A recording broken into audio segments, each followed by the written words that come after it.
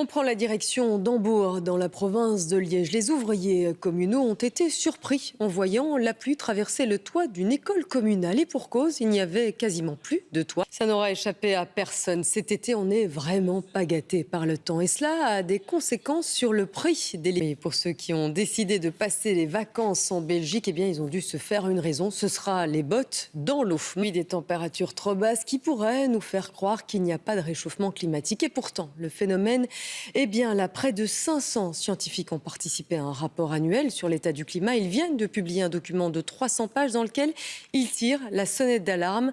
2015 a été la pire année de l'histoire moderne pour la Terre et on va se pencher. C'est l'une des conséquences du réchauffement climatique. Eh bien, c'est la fonte des sols gelés dans le Grand Nord. Un phénomène qui entraîne la libération de bactéries parfois enfermées depuis des décennies dans le permafrost. C'est ce qui se passe pour l'instant en Sibérie où l'anthrax, la maladie du charbon, a fait sa réapparition. Plus de 2000 rennes contaminées sont mortes, ainsi qu'un petit garçon de 12 ans. Aline Delvoye. À suivre dans ce journal, un reportage chez l'un des plus... Le vin a coulé à flot hier soir dans les rues de Sète, dans l'Hérault, en France. Et ce n'était pourtant pas la fête à Cuby, mais plutôt Bib pour Bag in Box. Un conditionnement qui a de plus en plus la cote et qui peut cacher parfois de très bonnes surprises. Tristan Godard. Et en matière de vin, la Belgique ne cesse de gagner du terrain. Si dans les années 90, on ne produisait que quelques centaines de bouteilles à peine en Wallonie, aujourd'hui, on approche le million. Une production qui pourrait même tripler dans les 3 ans qui viennent. Et en plus, la qualité est là. Michel Toussaint.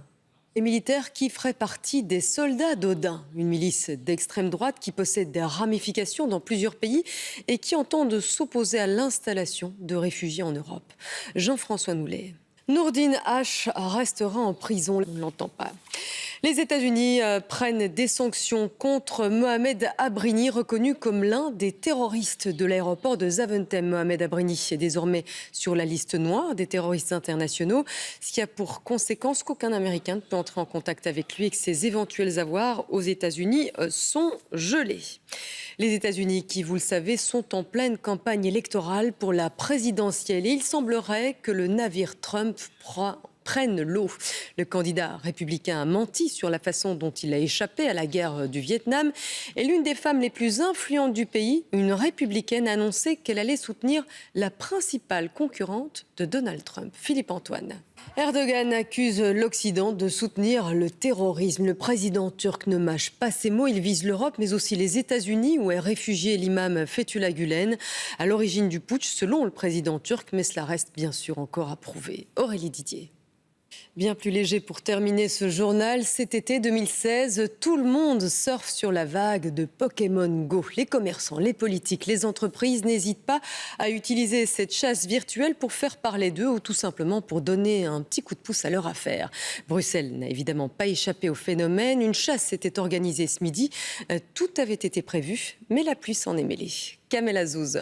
Et on jette un coup d'œil sur la météo. Eh bien, demain, rassurez-vous, le temps sera sec, mais le ciel restera néanmoins nuageux.